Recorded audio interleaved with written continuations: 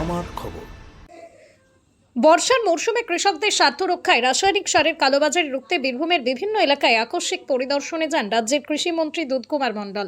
লাভপুর থেকে সিউড়ি পর্যন্ত একাধিক সার ও কৃষি উপকরণের দোকানে অভিযান চালিয়ে তিনি বিভিন্ন অনিয়মের অভিযোগ পান।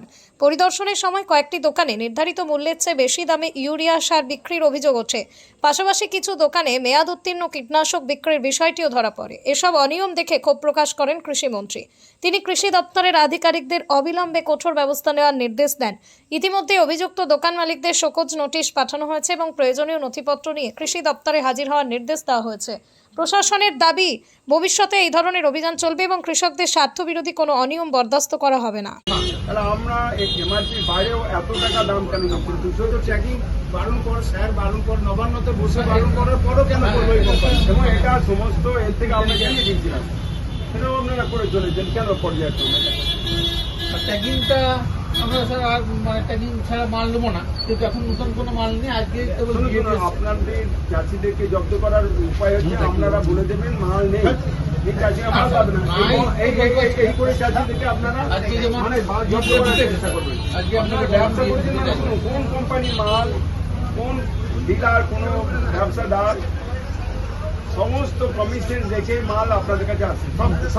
সব ব্যবসা হোলসেলার, ডিলার, রিটেলার পর্যন্ত আছে, যে কাস্টমারকে বিয়ার করতে পারে। দেখো, তোমাদের সঙ্গে মিটিং এর পরেও আমরা আজকে বেশ কয়েকটি দোকান ভিজিট করলাম, যা চিত্র তা তো অত্যন্ত উদ্বেগজনক।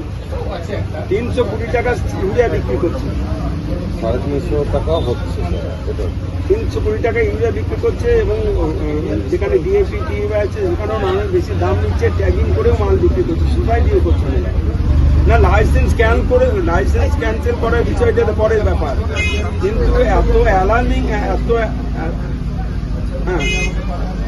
সারা বীরভূম নয়, সারা পশ্চিমবাংলা জুড়ে চাষিদের বারবার ফোন এসছে, এবং আমাদের যখন বিধানসভার অধিবেশন চলে তখনও আমাদের এমএলএরা বিধানসভার অধিবেশনে ওই প্রসঙ্গ এনেছে যে সারের দাম অত্যধিক বাড়তি নিচ্ছে ডিলাররা।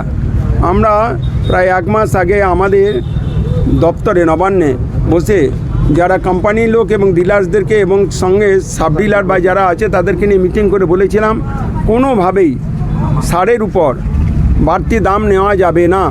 যে এমআরপি রেট আছে সেই এমআরপি রেটে সার দিতে হবে, এবং ওর সঙ্গে কোনো কোম্পানির দেওয়া ট্যাগিং চলবে না। আমরা এটাকে হতে দেব না কোনোভাবেই। এবং সেই অ্যালার্মিংয়ের পরেও আমরা এখন বিভিন্নভাবে খবর পেয়েছি, বিভিন্ন জেলার বিভিন্ন জায়গাতে এই অবস্থা শিকার হতে হচ্ছে চাষিদের। কেন্দ্র সরকার প্রায় 1,050, তাই তো 1,50,000 কোটি টাকা সারে কেন্দ্র সরকারে দেওয়া ভর্তুকি, চাষিরা যাতে ভর্তুকি মূল্যে অনেকটা কম দামে সার পেতে পারে, 1,50,000 কোটি টাকা ভর্তুকি দেওয়ার পরেও চাষিদেরকে আজকে অনেক বাড়তি দাম সারের ডিলারগুলোর কাছে দিতে হচ্ছে। যদি না দেয়, কোনো ক্ষেত্রে রসিদ চাইলে চাষিদেরকে রসিদ দেওয়া হয় না, তখনই সঙ্গে সঙ্গে ডিলাররা বলে দেন আমাদের কাছে সার নেই। চাষিরা এই আপাতকালীন পরিস্থিতিতে বাধ্য হয়ে বাড়তি দাম দিয়ে কোথাও সারের সঙ্গে যে ট্যাগিংটা দেওয়া হয় সেটা নিতে বাধ্য হচ্ছে।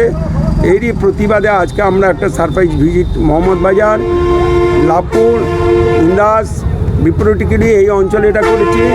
সঙ্গে কৃষিকাজে ব্যবহৃত পশ্চিমবাংলার যে আমরা সেচ ব্যবস্থা আছে, যেটা 1 ড্রপ মোর ক্রপ, এই প্রকল্পের অনেক টাকা আমরা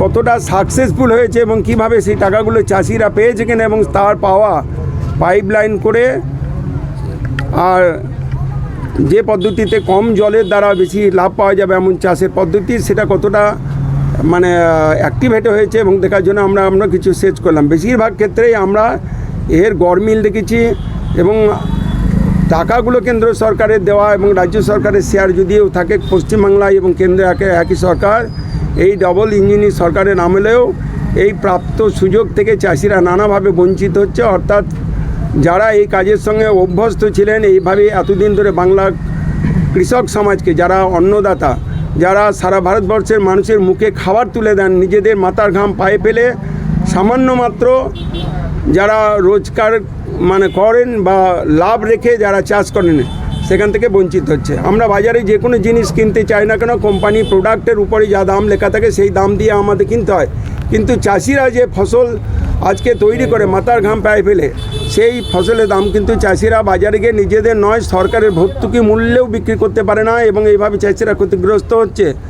নানাভাবে চাষিদের এই যে বঞ্চনা এবং বঞ্চিত হওয়া চাষিদের আজ দুঃখকে আমরা বুঝতে পেরে আমাদের মনে হয়েছে আশু কর্তব্য এটাই আমাদের দেখব বাংলার এই কৃষক সমাজ এবং সারা বাংলার কোনো ক্ষেত্রেই যাতে ব্যবসায়ীরা, এই অসাধু ব্যবসায়ীরা এইরকমভাবেই আজকে দুর্নীতিগ্রস্ত ব্যবসাকে না চালাতে পারে বা চাষিরা ক্ষতিগ্রস্ত নয়, এর উদ্যোগে আমরা আজকে এই একটা হঠাৎ করেই সারা দিনভর বিভিন্নভাবেই বিভিন্ন জায়গায় গিয়ে আমরা এই দোকানে গিয়ে হানা দিয়ে দেখেছি যে বাস্তবিক চাষিরা যে কথা আমাদের কাছে অভিযোগ করেন সেটাই সত্যি।